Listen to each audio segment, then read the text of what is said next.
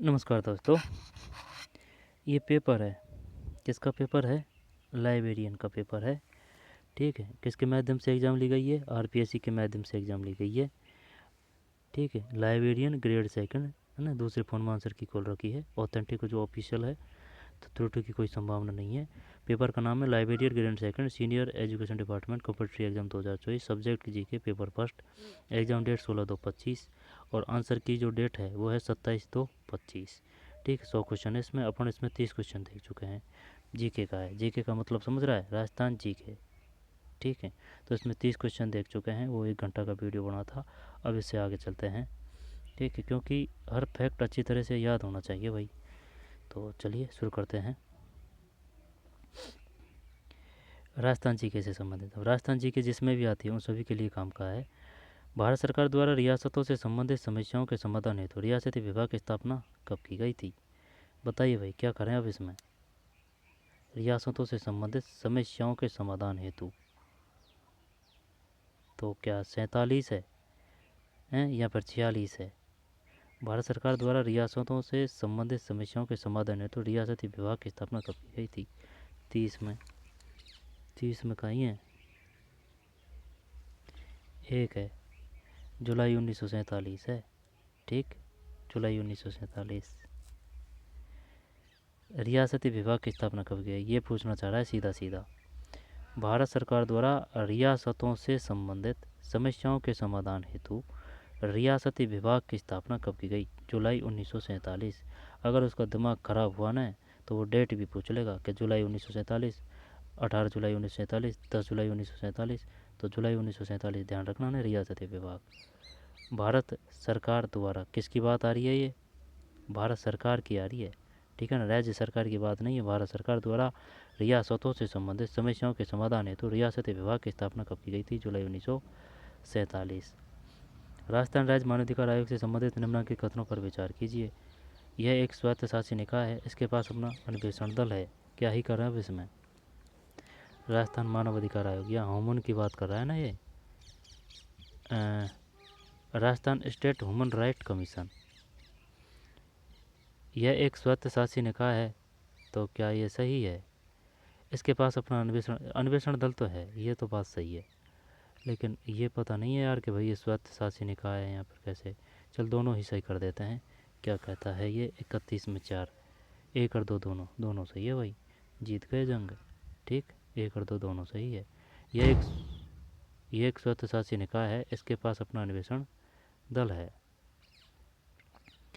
राजस्थान के निम्नलिखित राज्यपालों के नामों को उनके कार्यकाल के अनुसार व्यवस्थित कीजिए। मार दिया यार इसने तो, कैसे याद करें इसको? ये इसने बीच में से उठाया है, ये तो नहीं कि भाई लास्ट से पूछ लिया हो या फिर शुरू से पूछ लिया हो। बीच में से है ये गारंटी से। तो प्रभु तो पहले है ना, रघुकुल पहले है। आई समझ में? अब रघुकुल अगर पहले है तो 3 कहीं है, 3 यहाँ है। तो ये दोनों को हटाते हैं, है ना। और रघुकुल के बाद में अब फिर क्या ये सुखदेव कर दें? चल 2 देखते हैं, ये मान लेता है तो 32 में। कोई बात नहीं यार, 2 ऑप्शन तो हटा दिए अपन ने भाई रघुकुल से। ये ऐसे याद कर रखा था, ये जो राज्यपाल है ना, राज्यपालित है, कभी पहले पहले प्रभु का नाम लेते हैं किसी कार्य को शुरू करते हैं तब। तो भाई रघुकुल, तो रघुकुल से 3, तो ये 2 ऑप्शन तो गया। अब ये बात रही एक, अब कोई और इसमें अपने समझ में नहीं आया तो ये इस प्रकार से गलत हुआ। तो 2 ऑप्शन काट दिया, ये भी तो बढ़िया बात है। तो 32 में 4 है, इसको याद करते हैं अब, है ना। 32 में 4, तो 3 आ गया भाई फर्स्ट पे। प्रभु आ गए शुरू शुरू में ना, रघुकुल तिलक। अब है ना, तिलक हो रहा है प्रभु का, रघुकुल तिलक ये। लेकिन ये इस प्रकार से भी नहीं है जैसे कि आप समझ रहे हो कि चलो ये जो शुरू से चल रहे हैं ना वहाँ से है। नहीं, ये इसने बीच में से उठा है। लेकिन जो ऑप्शन के हिसाब है उसमें सबसे पहले ये है रघुकुल तिलक। रघुकुल तिलक के बाद में, लेकिन ये शुरू से ही है, कुछ 1-2 ऑप्शन छोड़े होंगे तो रघुकुल तिलक हो गया भाई 3। 3 के बाद में एक है ओपी मेहरा, है ना, ये सेकंड नंबर पे है।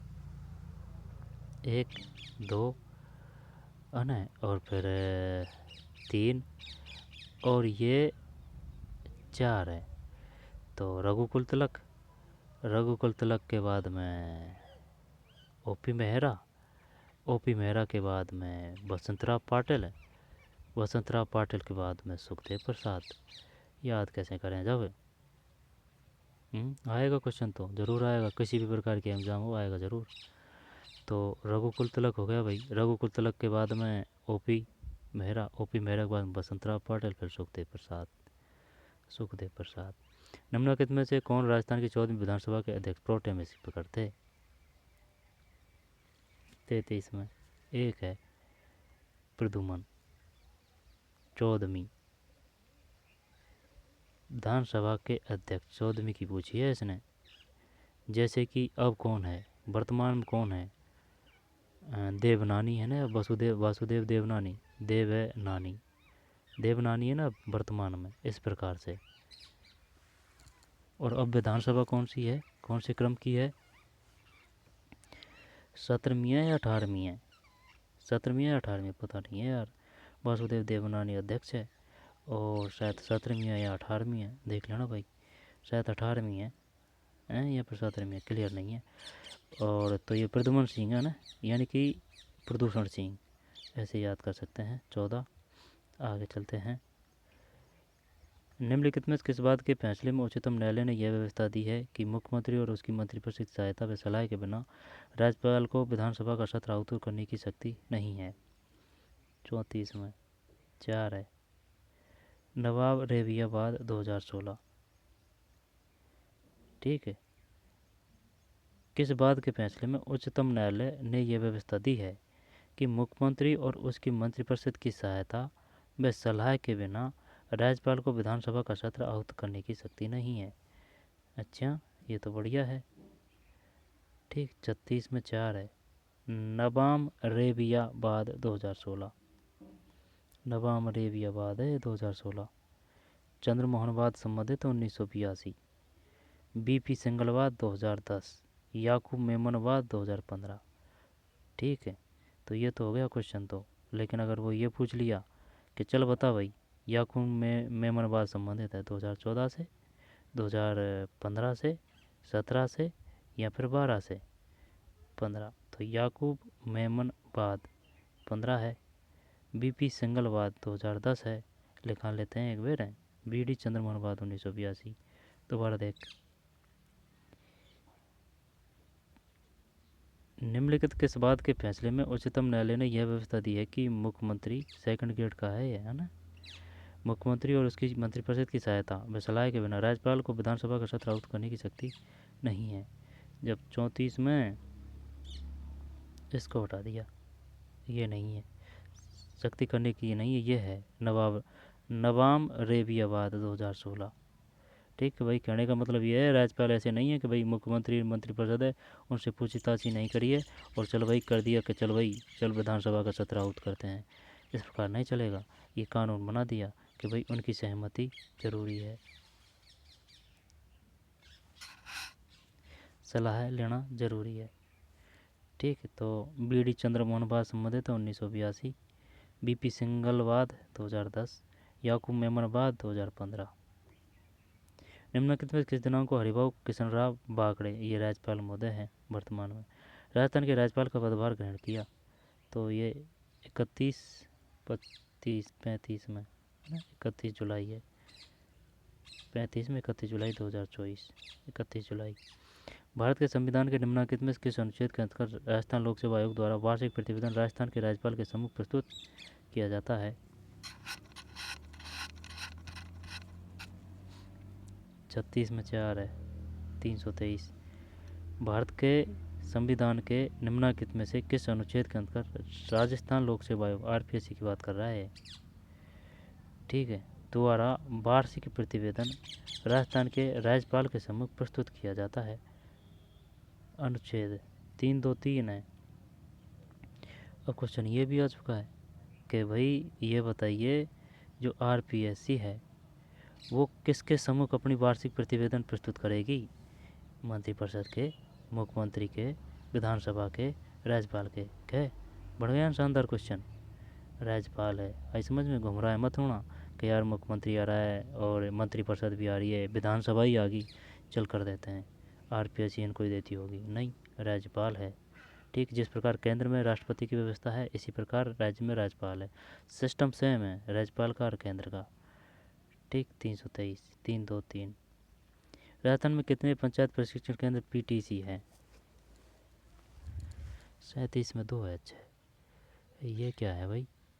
पीटीसी पंचायत ट्रेनिंग सेंटर है। पंचायत ट्रेनिंग सेंटर की बात कर रहा है। 6 है ये। अच्छा, दूर दूर तक नहीं पता इसका तो कि भाई 6 भी कोई पंचायत ट्रेनिंग सेंटर है। 38 में 2। भारत के संविधान के निम्नलिखित में से भारत के संविधान के निम्नलिखित में किस अनुच्छेद में राज्यपाल को जानकारी देने आदि के संबंध में मुख्यमंत्री के कर्तव्यों का उल्लेख किया गया है? 167 है ये। भारत के संविधान के है ना, भारत के संविधान के निम्नलिखित में किस अनुच्छेद में राज्यपाल को जानकारी देने आदि के संबंध में मुख्यमंत्री के कर्तव्यों का उल्लेख किया गया है? राज्यपाल को जानकारी देने के लिए मुख्यमंत्री के कर्तव्यों का 167 है ये। और एक बात बता, अगर वो मंत्रिपरिषद की पूछेगा तो फिर क्या करेंगे? मंत्रिपरिषद से संबंधित है 73वां अनुच्छेद, 73वां है ना। मंत्रिपरिषद, मंत्री का 3 और 73 का ये 73, मंत्री और ये 73 सिमिलरिटी है ना। मंत्री 73, मंत्रिपरिषद अनुच्छेद 73। ठीक, 167 है ये। मुख्यमंत्री के कर्तव्यों का उल्लेख किया गया है। 167। राजस्थान के मुख्य सचिव को पहचानिए। मुख्य सचिव कौन थे अपने? वर्तमान में कौन है? सुधांश पंत है। सुधांश पंत मुख्य सचिव को पहचानिए जो बाद में भारत के नियंत्रक एवं महालेखा परीक्षक के नियुक्त किए गए थे। 39 में 2 है। राजीव महर्षि जो बाद में भारत के राजस्थान के मुख्य सचिव को पहचानिए। राजस्थान के मुख्य सचिव को पहचानिए। मुख्य सचिव को पहचानिए जो बाद में भारत के नियंत्रक एवं महालेखा परीक्षक नियुक्त किए गए, यानी कि CAG, comptroller and auditor general of India. महर्षि है भाई, राजीव महर्षि। राजस्थान विधानसभा में जनलेखा समिति में अधिकतम सदस्यों की संख्या है 15। सही है। जनलेखा समिति में अधिकतम सदस्यों की संख्या है 15। और ये बताइए, क्वेश्चन आया था कि भाई जो विधानसभा है उसका कितना परसेंट मंत्रिपरिषद का होना चाहिए? 12% या फिर 15%? 15% या फिर 12% है।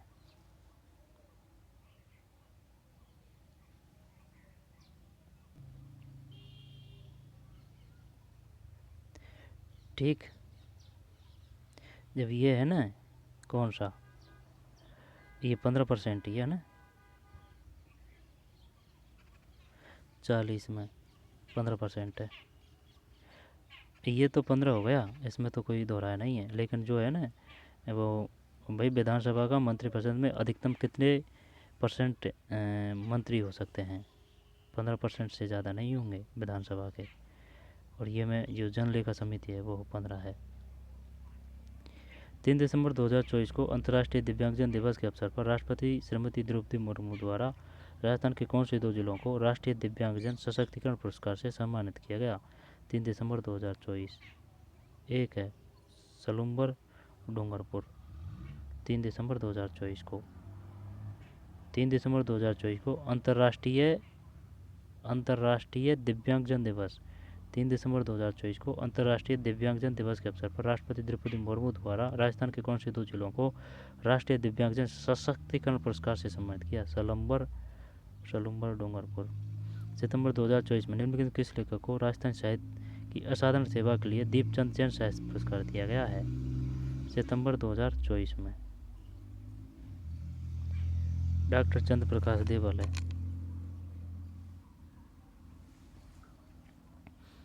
सितंबर 2024 में। ठीक है, सितंबर 2024 में निम्नलिखित में से किस लेखक को राजस्थानी साहित्य की असाधारण सेवा के लिए दीपचंद जैन साहित्य पुरस्कार दिया गया है? दीपचंद जैन साहित्य पुरस्कार है ना। डॉक्टर चंद्र प्रकाश देवल है। सितंबर 2024 का आ गया करंट। राजस्थान साहित्य की असाधारण सेवा के लिए दीपचंद जैन साहित्य पुरस्कार डॉक्टर चंद्र प्रकाश देवल। दीपचंद जैन साहित्य पुरस्कार डॉक्टर चंद्र प्रकाश देवल। राजस्थान की एमएसएमई नीति 2024 के बारे में निम्नलिखित में कौन सा कथन सत्य नहीं है? 43 में एक नहीं है। क्वालिटी सर्टिफिकेशन व आईपीआर पर 5 लाख रुपए तक का पुनर्वर्ण सहायता। क्वालिटी सर्टिफिकेशन व आईपीआर पर 5 लाख रुपए तक का पुनर्वर्ण सहायता ये नहीं है। जबकि एसएमई एसएमई एक्सचेंज से धन जुटाने पर 15 लाख रुपए तक सहायता।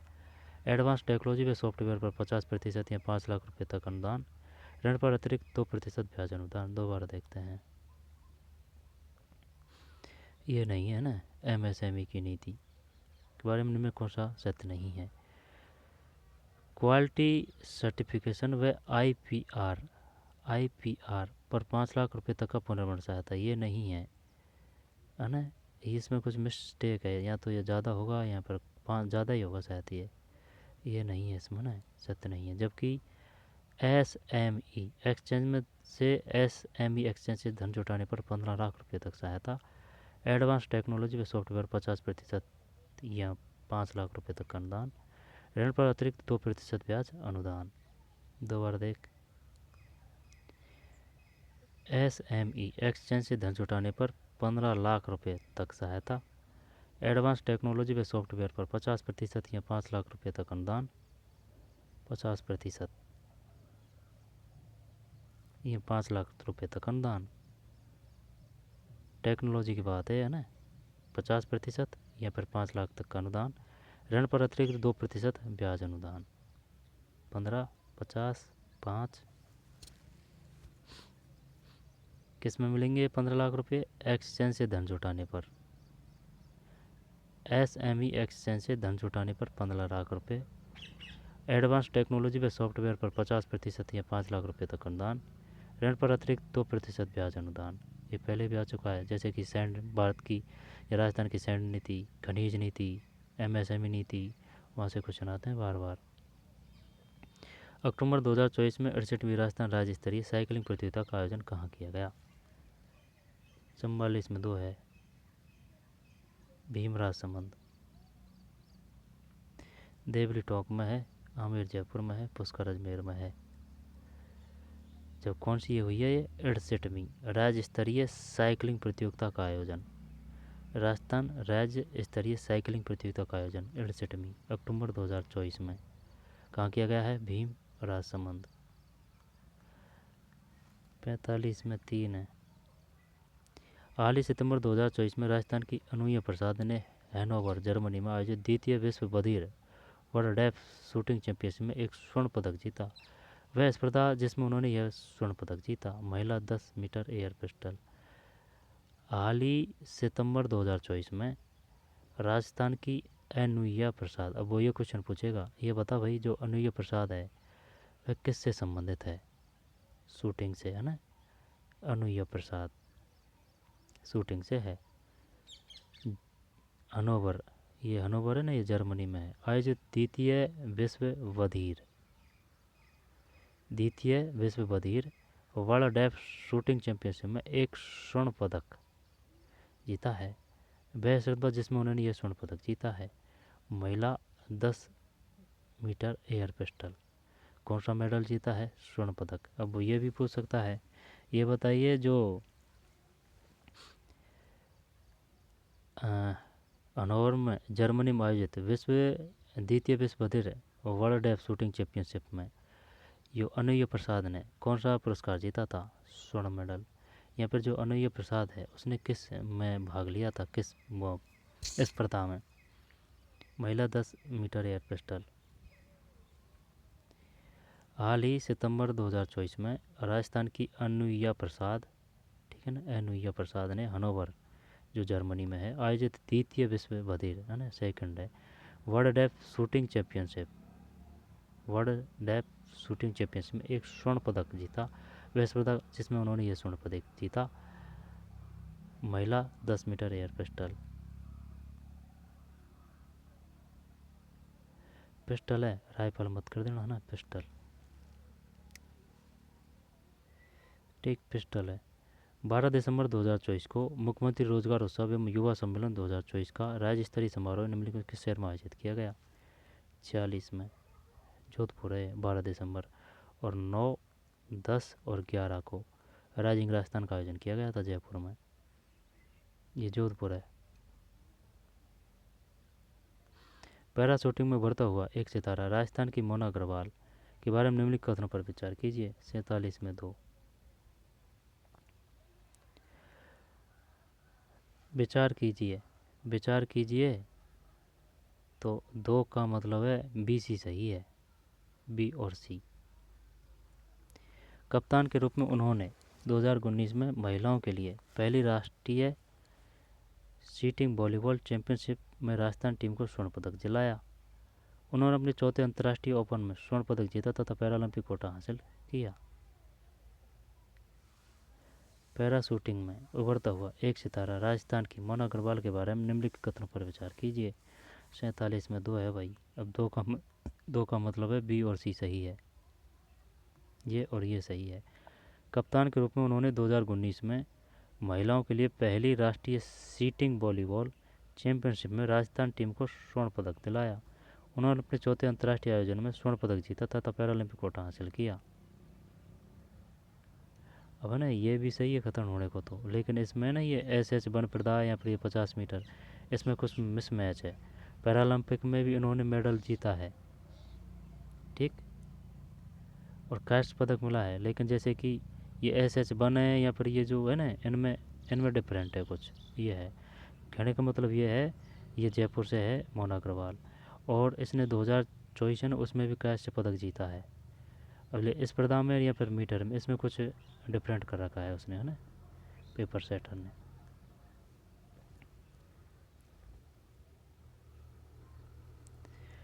अड़तालीस में, हाल ही अक्टूबर 2024 में केंद्रीय मंत्रिमंडल ने राजस्थान एवं पंजाब के सीमावर्ती क्षेत्रों 2280 किलोमीटर लंबी सड़कों के निर्माण को अनुमति प्रदान की है। इस निर्माण के लिए निवेश राशि है 4406 करोड़ है।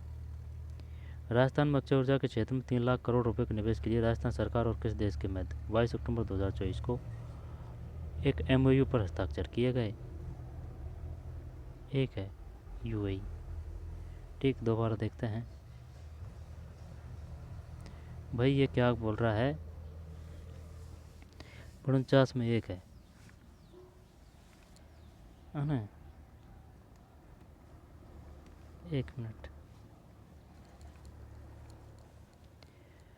राजस्थान में अक्षय ऊर्जा के क्षेत्र में, है ना, अक्षय ऊर्जा के क्षेत्र में 3 लाख करोड़ रुपए के निवेश के लिए राजस्थान सरकार और किस देश के मध्य 22 अक्टूबर 2024 को एक एमओयू पर हस्ताक्षर किए गए हैं? 49 में 1 है यूएई। ये समझ में नहीं आ रही बात यार, बात अक्षय ऊर्जा की है ना, के क्षेत्र में 3 लाख करोड़ रुपए के निवेश के लिए राजस्थान सरकार और किस देश के मध्य 22 अक्टूबर 2024 को एक एमओयू पर हस्ताक्षर, यूएई है ना। 3 लाख करोड़ रुपए किस में? अक्षय ऊर्जा के क्षेत्र में। राजस्थान के किस शहर को कॉन्डे नेस्ट ट्रेवलर के रीडर ट्रेवलर अवार्ड 2024 में favourite leisure destination in India श्रेणी में रनर अप अवार्ड दिया गया है? 4 है भाई उदयपुर। ये मतलब किस शहर को Conde Nast Conde Nast traveller के रीडर्स ट्रेवलर अवार्ड 2024 में favourite leisure destination in India, ये इंग्लिश में दे रखा है, इस वजह से थोड़ी बहुत वह है ना। दोबारा देख, राजस्थान के किस शहर को कॉन्डे नेस्ट ट्रेवलर के रीडर्स ट्रेवलर अवार्ड 2024 में favourite leisure destination in India श्रेणी में रनर अप अवार्ड दिया गया है? उदयपुर। निम्न में कौन सा दर्रा सिक्किम तथा भूटान के ठीक उत्तर में अवस्थित है?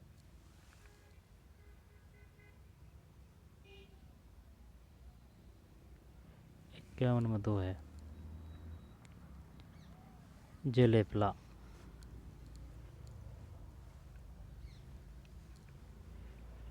निम्नलिखित में से कौन सा दर्रा सिक्किम तथा भूटान के ठीक ठीक उत्तर में स्थित है? सिक्किम तथा भूटान के ठीक उत्तर में स्थित है।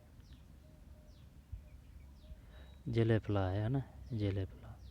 अब ये सब पता होना चाहिए कि भाई बारालाचा कहाँ है, जोजिला कहाँ है, बोमडीला कहाँ है, जेलेपले कहाँ है, एकदम स्पष्ट में भौगोलिक स्थिति।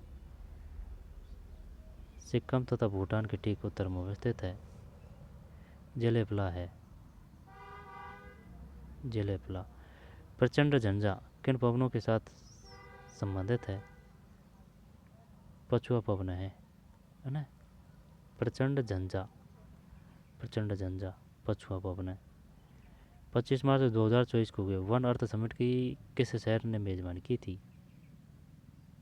वन अर्थ समिट 53 में 3 है, हांगकांग। 25 मार्च 2024 को 25 मार्च 2024 को हुए वन अर्थ समिट की किस शहर ने मेजबानी की थी? हांगकांग है, 53 में। दोबारा देख। प्रचंड झंझा किन पवनों से के साथ संबंधित है? पछुआ पवन है। और कौन सा दर्रा सिक्किम तथा भूटान के ठीक उत्तर में अवस्थित है? जेलेपला। और ये कौन सा है? ये उदयपुर को दिया है ना, रनरपुर का। और ये यूएई है, ऊर्जा के क्षेत्र में 22 अक्टूबर 2024 को। और ये 4406 2280 किलोमीटर अक्टूबर 2024 में। और इसमें ये बी और सी है। पैरालंपिक में भी जीता है, कांस्य पदक मिला है। ये शायद ये राइफल वगैरह है ना, इसमें उसने मिसमैच कर दिया, या तो पिस्टल है यहाँ पर कुछ इस प्रकार से। ठीक। प्रचंड झंझा पछुआ पवन है। और ये कौन सा है इसमें? 53 में 3, हांगकांग। 25 मार्च 2024 को वन अर्थ समिट के शहर में आयोजित, हांगकांग। निम्नलिखित में किसने तिब्बत के पठार के ऊपर प्रचलित वायुमंडलीय दशाओं तथा मानसून के मध्य संबंध स्थापित किया? 54 में 4 है, पी कोटेश्वरम। किसने तिब्बत के पठार के ऊपर प्रचलित वायुमंडलीय दशाओं तथा मानसून के मध्य संबंध स्थापित किया? पी कोटेश्वरम।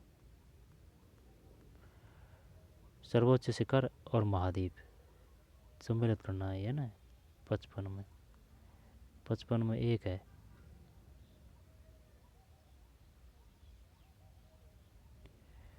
ठीक, 55 में 1 है। तो 1 का मतलब हो गया क्या? 3 4 1 2, 3 4 1 2 है ना। 3 4 1 किधर कर दिया? 3 4 1 2 है ना, तो 3, फिर ये 4 है, और 1 और 2, ये 1 हो गया और ये 2 हो गया। तो याद कर भाई, इसको बार बार क्वेश्चन आते हैं यहाँ से। माउंट कोजिस्की जस्को है ना, ऑस्ट्रेलिया में है ये। माउंट मैकिले कहाँ है? ये गया भाई उत्तरी अमेरिका में। माउंट एलब्रुस कहाँ है? ये यूरोप हो गया। Mount Kilimanjaro Africa. जब ये ऐसे याद कर रखा है हमने, देखे भाई, जैसे कि ये एल ब्रुस आ रहा है, एल और ब्रुस आ रहा है। जब ब्रुस से ऊ की मात्रा है ना, तो यूरोप में भी ऊ की मात्रा है। L Bruce Europe, L Bruce Europe. ठीक है भाई, एल ब्रुस तो याद हो गया, यूरोप में है। किलिमंजारो आ की मात्रा ज़्यादा है, किलिमंजारो है ना, तो अफ्रीका, किलिमंजारो अफ्रीका। ठीक है भाई, किलिमंजारो भी याद हो गया। Europe Elbrus, Africa Kilimanjaro. अब रहा कौन सा? एक तो यह है कोजिजिस्को है ना, भारी भरकम नाम है ये, कोजिजिस्को। अब ये कहाँ है? ये ऑस्ट्रेलिया में है। तो ये आदि मात्रा से याद कर सकते हैं इसको, कोजिजिस्को ऑस्ट्रेलिया, कोजिजिस्को ऑस्ट्रेलिया है। ठीक है, कोजिजिस्को ऑस्ट्रेलिया। अब रही कौन सी बात? उत्तरी अमेरिका की बात। तो ये मैंकिले है, मैंकिले, मैंकिले, मैंकिले, मैंकिले, उत्तरी मैंकिले है ना, मैंकिली। का से की याद कर सकते हैं, अमेरिका में की है ना, अमेरिका में की। अब कर, चलो बता अब क्या आएगा इसमें। कोजिजिस्को आ गया किसमें? ये जो मात्रा थी ना आदि परदेसी है ना, कोजिजिस्को ऑस्ट्रेलिया। मेकी की से का अमेरिका है ना, उत्तरी अमेरिका। एलब्रुस वो की मात्रा ऊ यूरोप। अब किलिमंजारो ये अफ्रीका है, आ की मात्रा है ना, किलिमंजारो अफ्रीका। ठीक, तो कोजिजिसिस्को ऑस्ट्रेलिया। मैकिनले है ना, मैकिनले का हो गया भाई साहब, मैकिनले की से अमेरिका है ना, मैकिनले अमेरिका। कोजिजिस्को ऑस्ट्रेलिया है ना, Kosciuszko Australia, McKinley America, Elbrus Europe, Kilimanjaro Africa. कौन सा परमाणु ऊर्जा परियोजना राज्य में स्थित सम्मिलित नहीं है? जब एक क्वेश्चन आया था कि चल भाई ये बता, ये है ना ये बोकारो, यहाँ पर बोकारो था, बोकारो बोकारो बोकारो किसकी सहायता से स्थापित किया गया था? ऐसे था कुछ 56 में 2 है ना, सुमिलित नहीं है, ये तो ध्यान है मेरे को। केगा से कर्नाटक कर रखा है अपन ने ना, केगा कर्नाटक में है, नरोरा उत्तर प्रदेश में है, कल्पक्कम तमिलनाडु में है, काकरापार गुजरात है। ठीक है, जर्मनी की सहयोग से कौन सा स्थापित किया गया था? जर्मनी की सहयोग से, एनसीईआरटी से, जर्मनी की सहयोग से और ब्रिटेन के सहयोग से, रूस के सहयोग से। ये बार बार में क्वेश्चन बात आते हैं। जब केगा का तो कर्नाटक है, नरोरा में रह रहे है उत्तर प्रदेश है, कल्पक्कम ये तो याद है अपन को तमिलनाडु है ना, कल्पक्कम परमाणु ऊर्जा संयंत्र है शायद ये तमिलनाडु, और काकरापार ये गुजरात है, काकरापार। दोबारा देख, नरोरा उत्तर प्रदेश हो गया, केगा कर्नाटक हो गया, कल्पक्कम तमिलनाडु है, कल्पक्कम कल्पक्कम है तमिलनाडु है, परमाणु ऊर्जा संयंत्र है कल्पक्कम तमिलनाडु में। और काकरापार है ना, ये ऐसे याद कर रखा है, रात, काकरापार रात है ना, काकरापार गुजरात, काकरापार गुजरात, कल्पक्कम तमिलनाडु, केगा कर्नाटक, नरोरा उत्तर प्रदेश। और ये बता, जो मध्य प्रदेश में है, मानस अभ्यारण्य कहाँ है? मानस जैसे असम है ना, असम। और काजीरंगा ये भी असम है ना, एक सिंह गैंडा। और मध्य प्रदेश में कौन सा है वो, बड़े प्यारा सा नाम है, ध्यान नहीं आ रहा है ना, आगे चलते हैं। ईब तथा वरना क्रम में सहायक नदियाँ हैं, 57 में 3 है, महानदी तथा कृष्णा की। ईब तथा वरना रह जाएगा ध्यान, ये नहीं रहेगा यार। ईब और वरना कभी पढ़ा ही नहीं कि ईब और वरना क्रम सहायक, एनसीईआरटी से तो नहीं है शायद। ईब तथा वरना क्रम सहायक नदियाँ हैं, कृष्ण तथा महानदी की है। तो जैसे कि ऐसे याद कर, नहीं 57 में हाँ 3 तो है, कृष्णा महानदी की। जब ईब और वरना, ईब वरना है ना कृष्णा, वे आ रहा है ज़्यादातर देखा जाए तो, ई कृष्णा वरना महानदी का नहीं बैठा है। महानदी अपन ने ऐसे याद कर रखी है, अलग है वो है ना। जैसे कि हीरा गिर रहा है कहाँ, नदी में, तो हीराकुंड परियोजना कहाँ है? महानदी पे। तो कृष्णा और महानदी की सहायक नदियाँ हैं ईब तथा वरना। ईब वरना क्रम सहायक नदियाँ हैं, तो क्रमश तेरा है, आई बात समझ में, खेला खेल रहा है अपने साथ में। तो क्रमश की बात आ रही है ना, तो इसका मतलब ईब कृष्णा की है और वरना महानदी की है। तो ईब छोटा अक्षर है, तो ये कृष्णा हो गया, ईब कृष्णा। और ईब कृष्णा, ईब कृष्णा, ईब कृष्णा, ईब कृष्णा, ईब कृष्णा, और वरना महानदी। वर्ल्ड माइग्रेशन रिपोर्ट 2024 के अनुसार 2020 में पुरुष तथा महिला अंतर्राष्ट्रीय प्रवासियों का प्रतिशत क्रमश था, 58 में 2 है। महिला अंतर्राष्ट्रीय प्रवासियों का, पुरुष तथा महिला, पुरुष 51.9 है, महिला 48.1 है। वर्ल्ड माइग्रेशन रिपोर्ट 2024 के अनुसार 2020 में पुरुष तथा महिला अंतर्राष्ट्रीय प्रवासियों का प्रतिशत क्रमश कितना था? 51.9 पुरुष है और 48.1 महिला है। 16 है नीलगिरी के शीतोष्ण, समझ रहा है, नीलगिरी। अब ये नीलगिरी कहाँ है?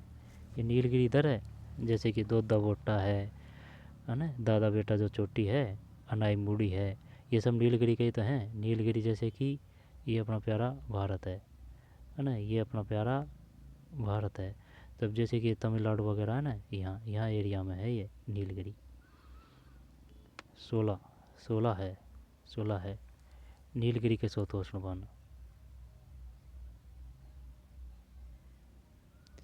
नीलगिरी के शीतोष्ण वन है ये, समझ रहा ना बात को।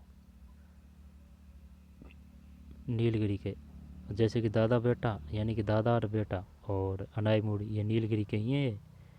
नीलगिरी के शीतोष्ण वन 16 है। निम्नलिखित में किसमें सबसे अधिक लवणता है? ये तो बाल्टिक सागर है 60 में।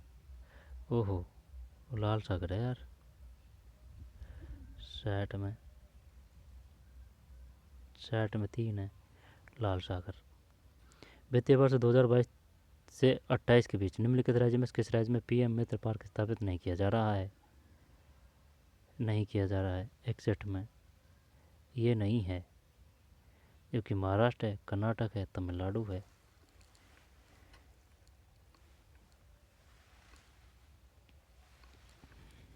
वित्तीय वर्ष 22 से 28 के बीच, ठीक है, निम्नलिखित राज्यों में से किस राज्य में पीएम मित्र पार्क स्थापित नहीं किया जा रहा है? 61 में। ये राजस्थान नहीं है, जबकि महाराष्ट्र है, कर्नाटक है, तमिलनाडु है। वित्तीय वर्ष 2022 से 28 के बीच है ना, पीएम मित्र पार्क स्थापित नहीं किया जा रहा है। नहीं, राजस्थान नहीं है, महाराष्ट्र है, कर्नाटक है।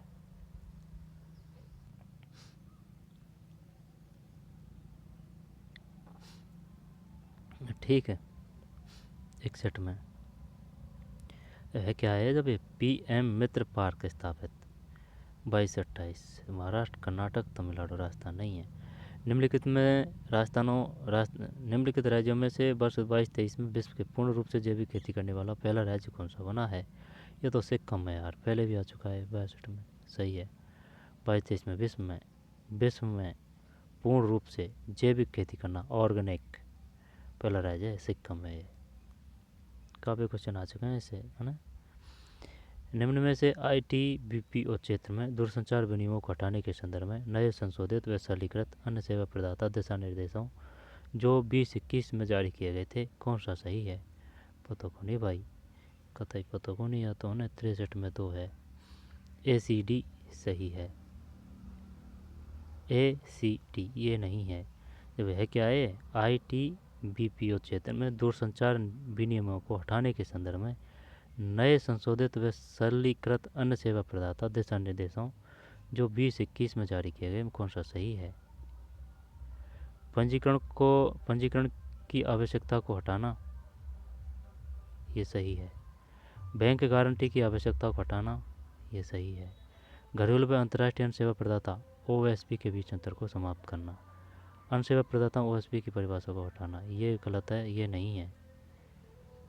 पंजीकरण की आवश्यकता को हटाना, बैंक की गारंटी की आवश्यकता को हटाना, घरेलू व अंतर्राष्ट्रीय अन्य सेवा प्रदाता OSP के बीच के अंतर को समाप्त करना।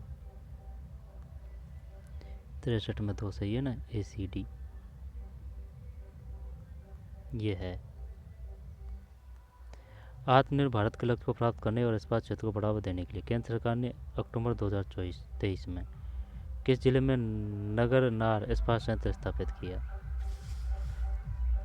64 में 1 है, बस्तर है।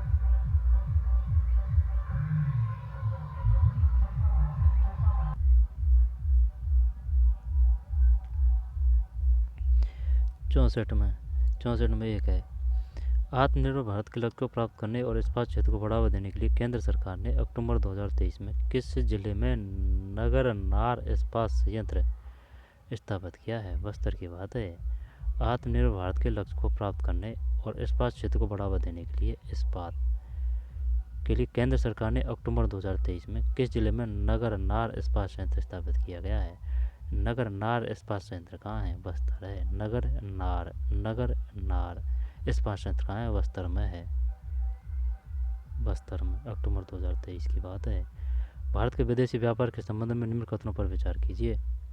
65 में 3 है, A भी सही है, ए और बी। विश्व व्यापारिक निर्यात में भारत की हिस्सेदारी 2020 में 1.6% से बढ़कर 2022 में 1.8% हो गई है। व्यापारिक वस्तु आयातों के मामले में विश्व व्यापार में भारत की रैंक 2020 में 14वीं से बढ़कर 2022 में 9वीं हो गई है। मतलब भारत के विदेशी व्यापार के संबंध में, जब ये ए और बी सही है ना, याद कर लेते हैं। विश्व व्यापारिक निर्यात में भारत की हिस्सेदारी 2020 में 1.6% से बढ़कर 1.8 यानी कि 2 पॉइंट बढ़ा है 20 से 22 में।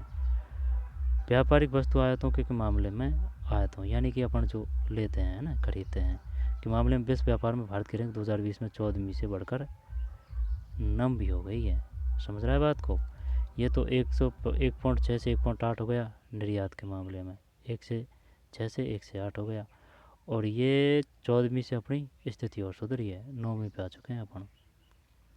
निम्नलिखित में किस विद्वान ने यह तर्क दिया कि वैश्वीकरण की प्रगति से लोग अपनी मूल पहचान, भाषा व संस्कृति प्रगति जागरूक हो रहे हैं और इसमें छोटे देशों की संख्या में वृद्धि हो रही है। 66 में 3 है, जॉन नाइविस्ट है।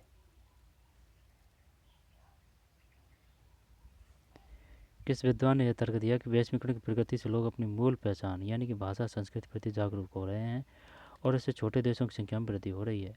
जॉन नाइविस्ट का है 66 में। 67 में 1 है। कमांडर इन चीफ की नियुक्ति की प्रक्रिया को लेकर भारत सरकार अधिनियम 1935 की निम्नलिखित में किस धारा में किया गया है? धारा 4 है। 67 में 1।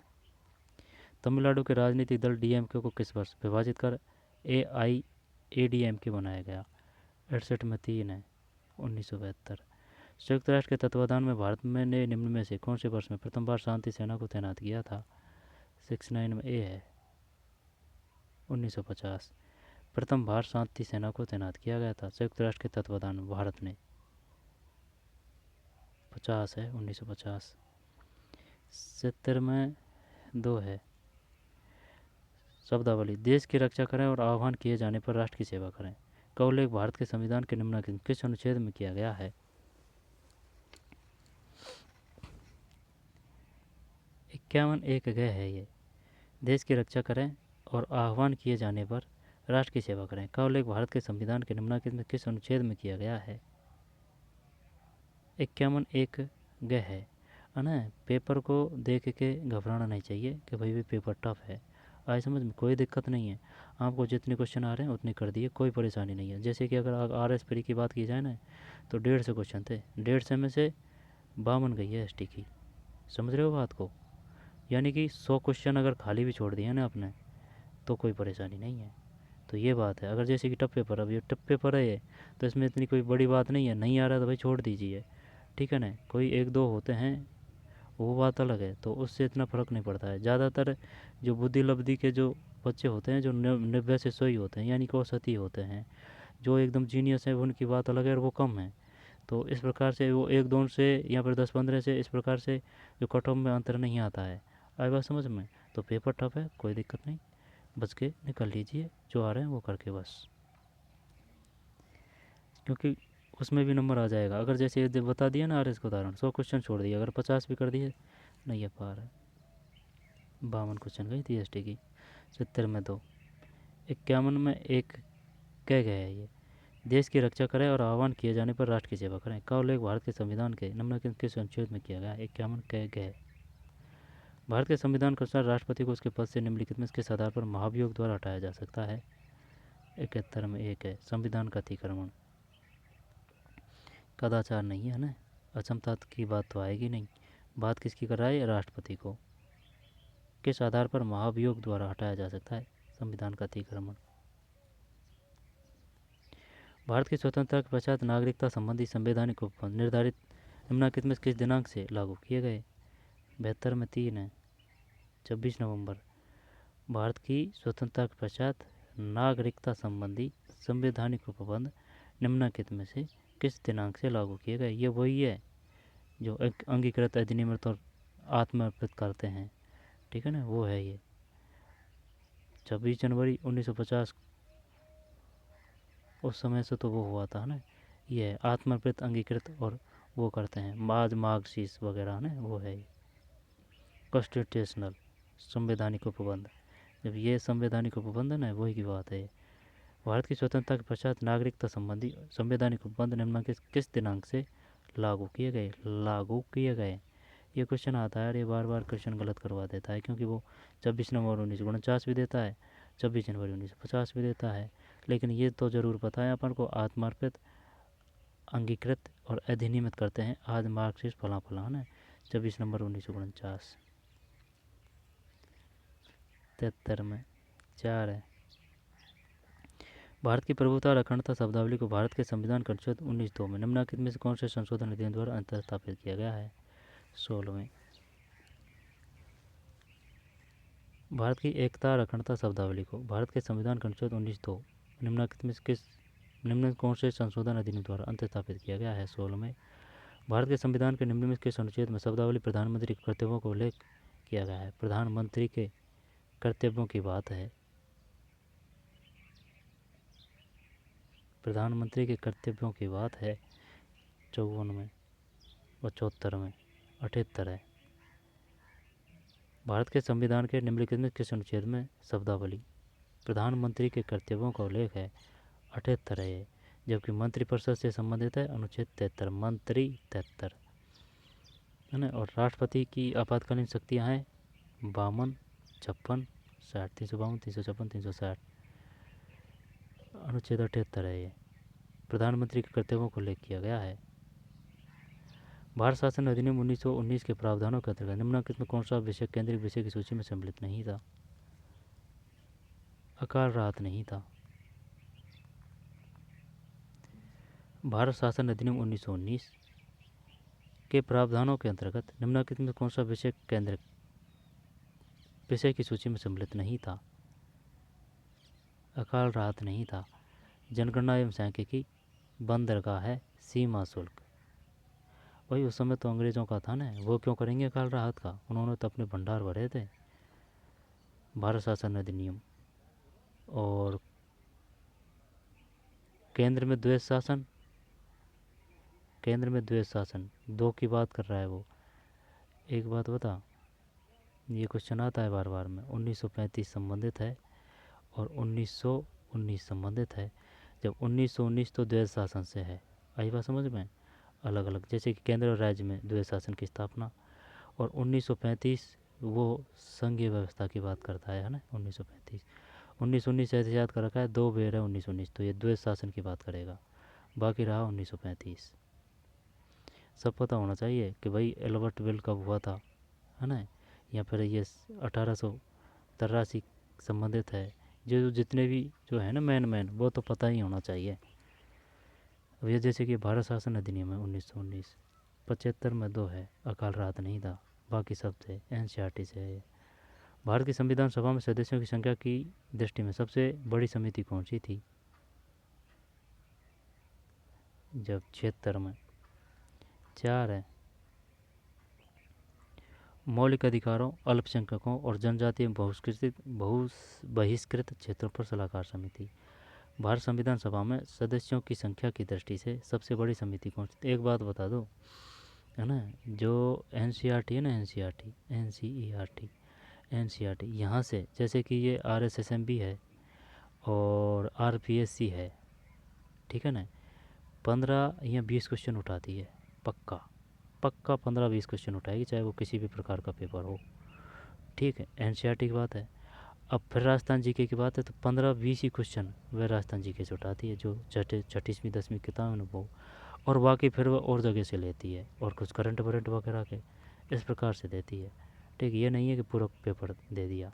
पूरा पेपर तो जो सेंटर की जो भर्ती होती है ना, TGT, PGT, PRT, AMRS, KVS, NVS, उन सब में NCERT से ही आएंगे, एक अक्षर बाहर नहीं जाएगा। ये है कहने का मतलब, ध्यान देना इस बात पे।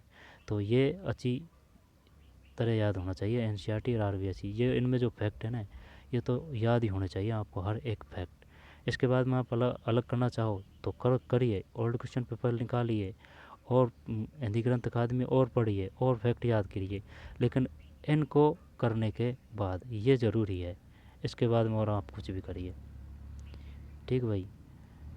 इसके बाद में आगे चलते हैं। सबसे बड़ी समिति कौन सी थी? ये है, नाम भी बड़ी है, काम भी बड़ा है। मौलिक अधिकारों, अल्पसंख्यकों और जनजातीय एवं बहिष्कृत क्षेत्रों पर सलाहकार समिति। भारत शासन अधिनियम 1935 की 7वीं सूची में विधायी सूचियों की संख्या थी 77 में 3 है। भारत शासन अधिनियम 1935 की 7वीं अनुसूची में विधायी सूचियों की संख्या थी 3। पूछ लिया यार, ये तो इसमें भी अंदर से पूछ लिया, 35 में भी, 77 में। पेपर जोरदार था ये। 3। लोकसभा निर्वाचन 2024 के संदर्भ में निम्नलिखित में से कौन सा राजनीतिक दल का नाम जीती गई सीटों की संख्या युग्म में सही सम्मिलित नहीं है? पता नहीं। 78 में 3 को हटा देते हैं। जब लोकसभा निर्वाचन 2024 के संदर्भ में निम्नलिखित में से कौन सा राजनीतिक दल का नाम जीती गई सीटों की संख्या युग्म से सही सम्मिलित नहीं है? ये नहीं है। तेलुगु देशम 16, जनता दल यूनाइटेड 12, द्रविड़ मुनेत्र कमलम 22। निम्नलिखित में कौन सा वैश्वीकरण का एक पक्ष नहीं है? 79 में 3। वैश्वीकरण, ग्लोबलाइजेशन, सही है ना? ग्लोबलाइजेशन एनसीईआरटी से है ये, जिसमें अगर फैक्ट नहीं है ना समझ जाना, वो एनसीईआरटी से है। 79 में ये 3 है, का एक पक्ष नहीं है, तो इसको हटा देते हैं। भू आर्थिक क्षेत्रों का उदय, राष्ट्र राज्यों की प्रभु सत्ता का चरण। भू आर्थिक क्षेत्रों का उदय, राष्ट्र राज्यों की प्रभुत्ता का चरण। अच्छा, प्रभु सत्ता का। अभिशासन का विप्रदेशीकरण, जब भू आर्थिक क्षेत्रों का उदय है ना, और राष्ट्र राज्यों की प्रभु सत्ता का चरण है, ठीक है, और अभिशासन का विप्रदेशीकरण है, एनजीओ की भूमिका में गिरावट, ये नहीं है। शांतिपूर्ण सहस्तित्व के 5 सिद्धांतों, पंचशील की संयुक्त घोषणा भारत के किस देश के साथ की थी? 80 में। चीन है। पंचशील की संयुक्त घोषणा, शांतिपूर्ण सहस्तित्व के 5 सिद्धांतों, पंचशील की संयुक्त घोषणा भारत ने किस देश के साथ की थी? चीन। और उसने ही धोखा दे दिया। स्वयं की असफलता के लिए बाहरी कारकों पर जिम्मेदार डालना कौन सी रक्षा बंधे? अब ये साइकोलॉजी है, यहाँ से 20 क्वेश्चन। 81 में 4 है, स्वयं की असफलता के लिए बाहरी कारणों पर जिम्मेदारी डालना युक्तिकरण है, ठीक है। रिलेशनलाइजेशन रिलेशनलाइजेशन है ये, रिलेशनलाइजेशन शायद RATI है ना, रिलेशनलाइज कुछ ऐसे है, युक्तिकरण है, RATION, रिलेशनलाइज, समझ जाना है, इंग्लिश में हाथ है। युक्तिकरण, जब 81 में 4 है, युक्तिकरण। प्रक्षेपण को क्या बोलते हैं भाई? प्रोजेक्शन। और दमन को रिप्रेशन। तादात्म्यकरण को आइडेंटिफिकेशन। दमन तो समझ में आ रही है, तादात्म्यकरण भी समझ में आ रही है। प्रक्षेपण है ना, चूल्हे का रोज परिंदा उतारना, और के लिए भारी कारकों पर जिम्मेदारी डालना, तो इसका मतलब जैसे कि नाच न जाना आंगन टेढ़ा, तो सही है क्या ये युक्तिकरण?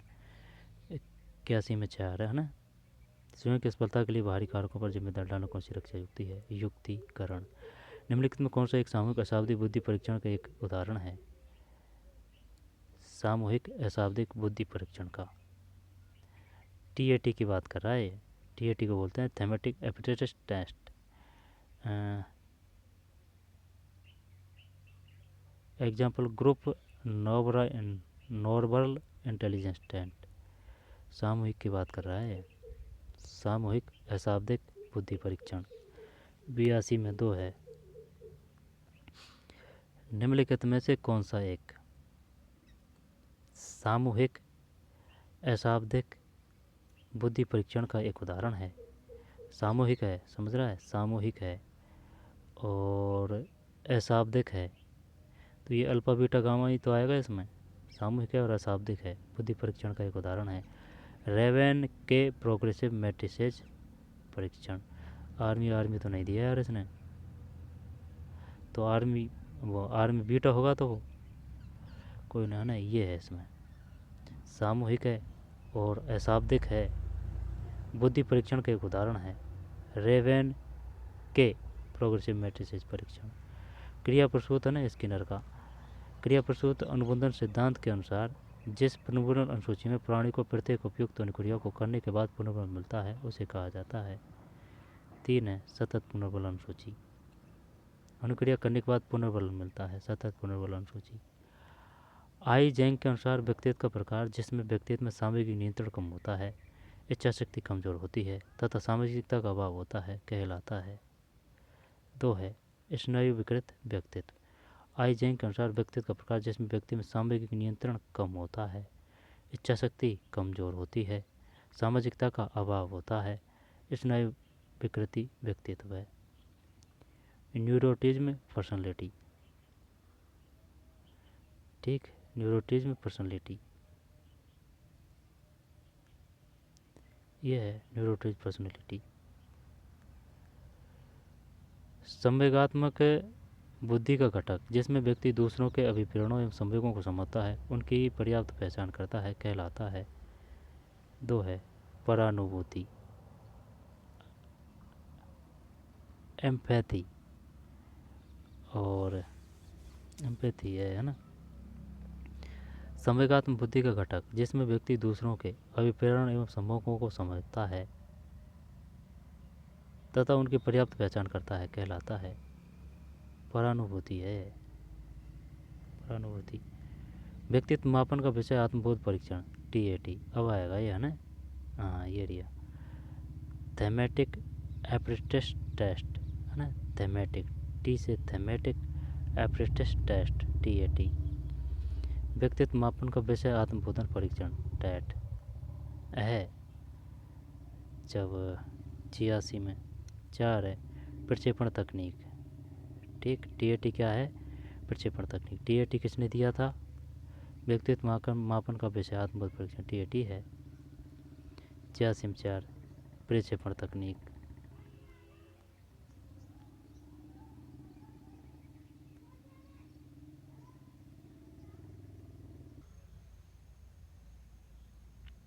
दोबारा देखते हैं। जब पूर्व अर्जित ज्ञान, अनुभव तथा प्रशिक्षण किसी नवीन ज्ञान को अर्जित करने में बाधक होता है या उसे कमज़ोर करता है तो इसे ये तो नकारात्मक आएगा यार। हाँ 87 में नकारात्मक। दोबारा देख ले।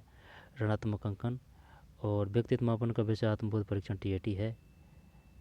व्यक्ति परक क्या किया था इसमें अभी पढ़ा है यार। प्रक्षेपण तकनीक है ये है ना। प्रक्षेपण तकनीक किसको कहते हैं? जैसे कि ये जो हो रहा है ना ये प्रक्षेपण तकनीक है। ठीक है, जैसे कि अगर कॉपी में लिख रहे हैं अपन तो वो प्रक्षेपण तकनीक है। ठीक है, वो बात है प्रक्षेपण प्रक्षेपण प्रक्षेपित। ठीक है ना, यानी कि ये मूर्त रूप का आएगी ये प्रक्षेपण तकनीक। ठीक है, प्रयोगात्मक तकनीक, वस्तुनिष्ठ तकनीक, व्यक्तिपरक तकनीक, जब प्रक्षेपण तकनीक। और संवेगात्मक बुद्धि का घटक है ना। जब ये शारीरिक सिद्धांत किसने दिया था? शरीर पे है ना, शेल्डन ने दिया था। गेस्टाल्टवादी कौन है? ब्रदाइमर कोहलर कोप्पा है। ठीक है, पावलोव ने किसने दिया था? पावलोव ने दिया था पावलोव ने SR और RS थ्योरी दी थी। और थांडाई का थांडाई का प्रयास व त्रुटि का सिद्धांत। ठीक है, क्रिया प्रसूत का स्किनियर का, रेखीय स्किनियर का। ठीक है, और ये जो संवेगों की बात कर रहा है जैसे कि ये जो मोटा पतला है ना, ये गोलमैन है, गोलमैन ने दिया था।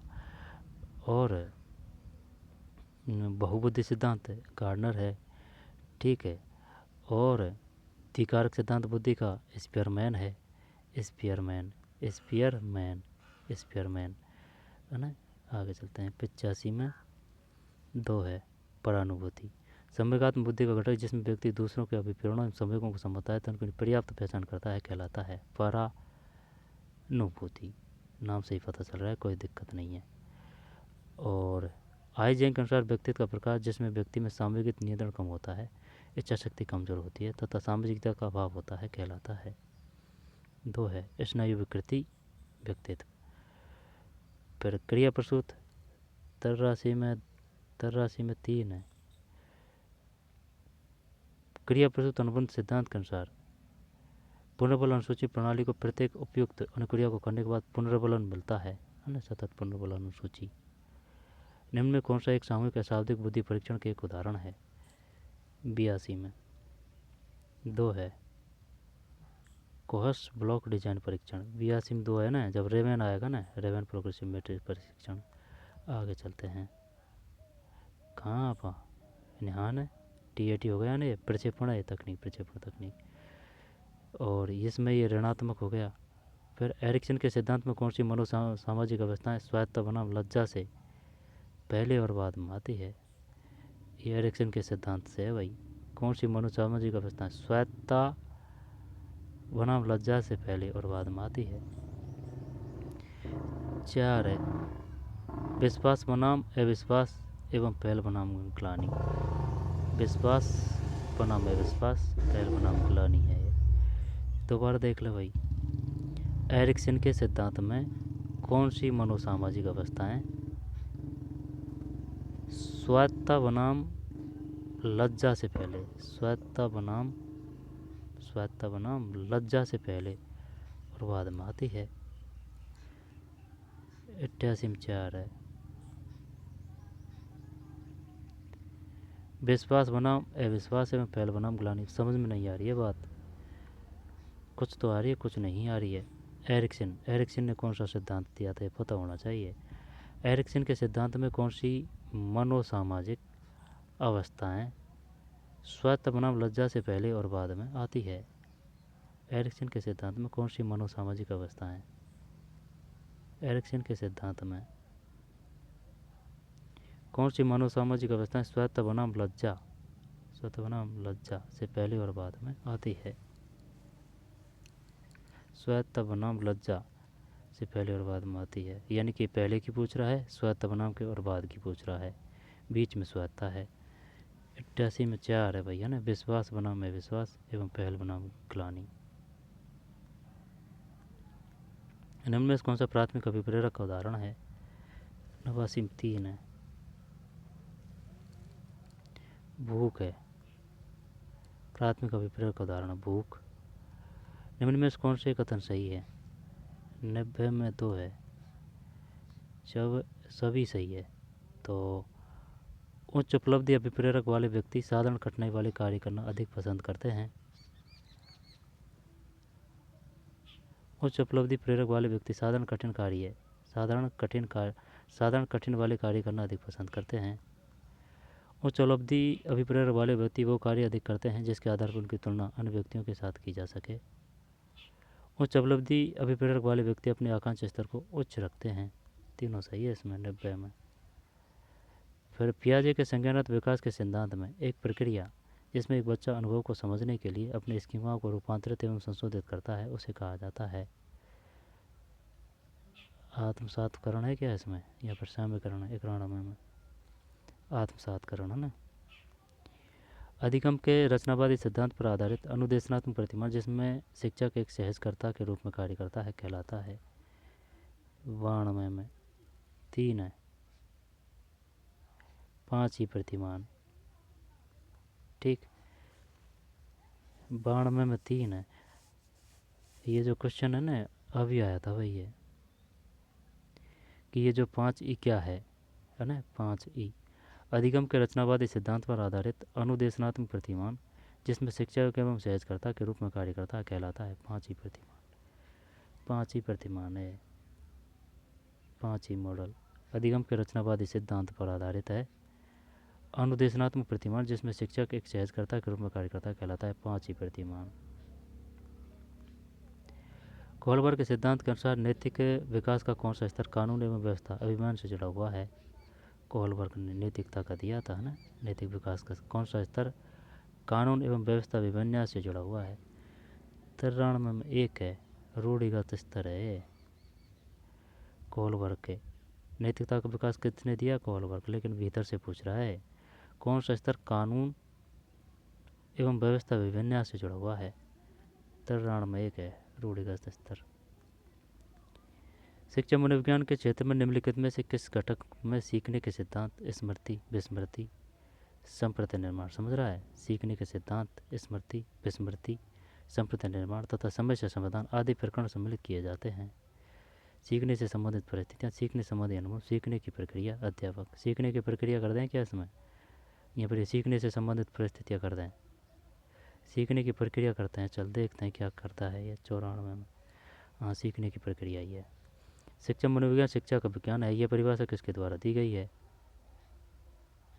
शिक्षा का विज्ञान है।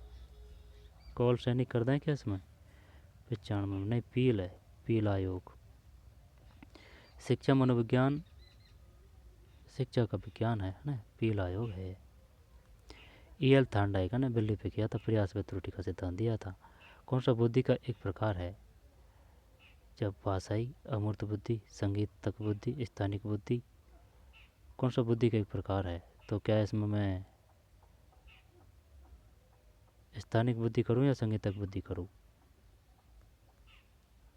भाषाई, अमूर्त। देखते हैं 96 में अमूर्त है भाई, अमूर्त। E.L. थांडाइक के अनुसार कौन सा बुद्धि का एक प्रकार है, 96 में 2, अमूर्त बुद्धि, अमूर्त बुद्धि है ये। निम्न में किस प्रकार के बच्चों की शिक्षा हेतु संवर्धित कार्यक्रम योजना लागू की जानी चाहिए, 97 में 4 है, प्रतिभाशाली बालक। निम्न में से किस प्रकार के बच्चों की शिक्षा हेतु संवर्धित कार्यक्रम योजना लागू की जानी चाहिए, प्रतिभाशाली, संवर्धित।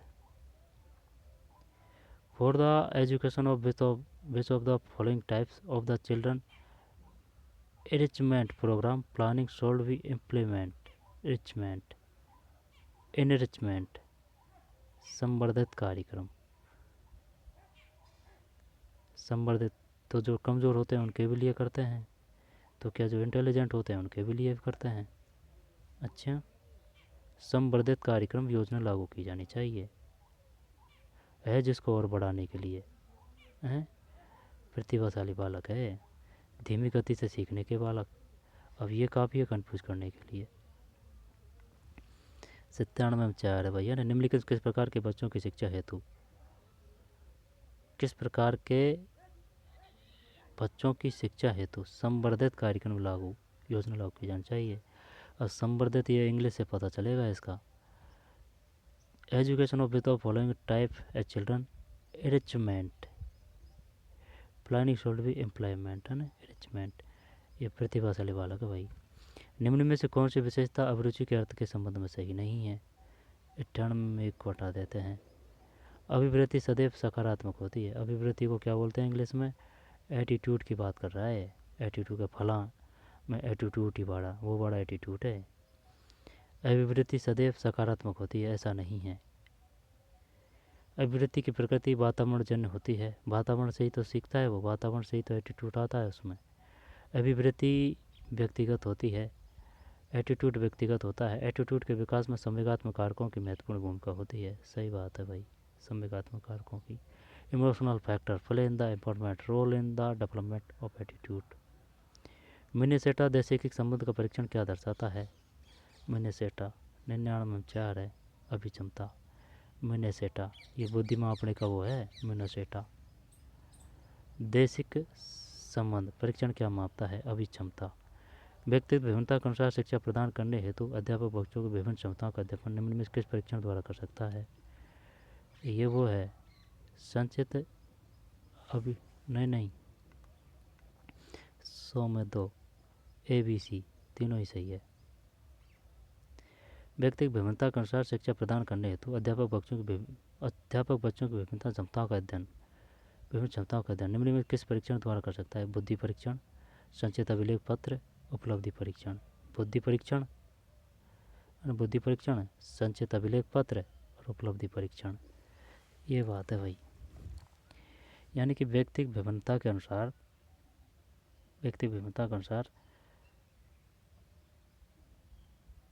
शिक्षा प्रदान करने हेतु अध्यापक बच्चों की विभिन्न क्षमताओं का अध्ययन निम्न में किस परीक्षण द्वारा कर सकता है, बुद्धि परीक्षण, संचित अभिलेख पत्र, उपलब्धि परीक्षण। इंग्लिश में क्या है, इंटेलिजेंस टेस्ट, बुद्धि परीक्षण, संचित अभिलेख पत्र, कॉन्कुलेटिव रिकॉर्ड कार्ड, उपलब्धि परीक्षण, अचीवमेंट टेस्ट।